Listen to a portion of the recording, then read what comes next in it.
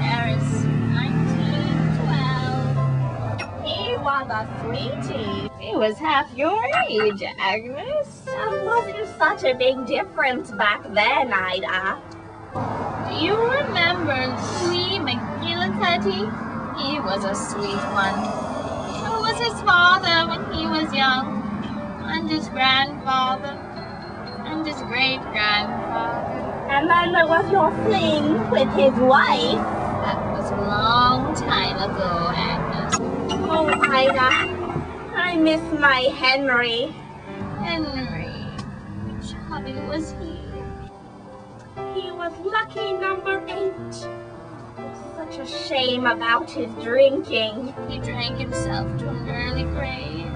No, but it drove me to the supple arms of feisty Fernando, the milkman. I never could have a milkman. Milk always reminded me of that Gladys Umbridge. I suspected that cow milked her own teats. Can you recall, Ida, the first World's Fair? It wasn't called the World's Fair, not then.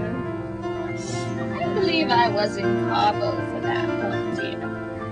I met darling Henry O'Shea, and he ferried me across the sea to Ireland. We rolled through the green hills of his ancestral homeland all night long. And in the morning he left me in the dewy clover to go and blow up an English tea shop. Speaking of tea shops, just the other day when purchasing biscuits and fresh leaves, I ran into a rosy-cheeked young sprite. He reminded me so much of that cabana boy in Tahiti. Do you recall him? Ah, yes, and I had his twin brother. That was quite a summer holiday, wasn't it?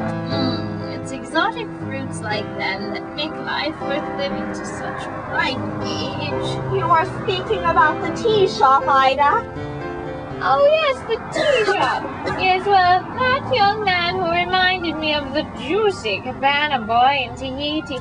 Do you recall in Tahiti? Yes, Ida, dear, but the tea shop. Oh yes, the tea shop. I met a delectable morsel of a boy in one. His name was Jonathan. Jonathan Letman. He had such a marvelous romp in the public toilets, Aggie. I felt like a schoolgirl again. Why, Ida, I fear we find ourselves in a predicament. What's afoot, Aggie? You remember the magnificent fountain where we ate our sandwiches once in 1937? I had delicious Jonathan in those waters just 3 days ago. Foul temptress, you've spoiled him for me. Oh, so you say, you shriveled succubus. You've stolen my floppy seconds. Shut your trap, you ungodly sin siren.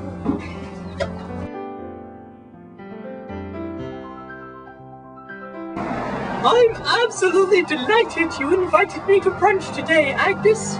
Oh, Gertrude, you have always been my most cherished friend. Now tell me again the story of Andrew Harper, the fisherman. Oh, Andy, the sight of his toned buttocks is not one I'll forget before my grave.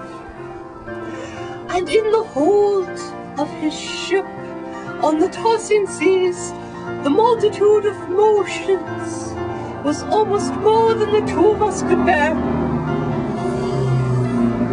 The fish sliding about beneath us, the waves rocking us, and my pendulous breasts swinging into eternity.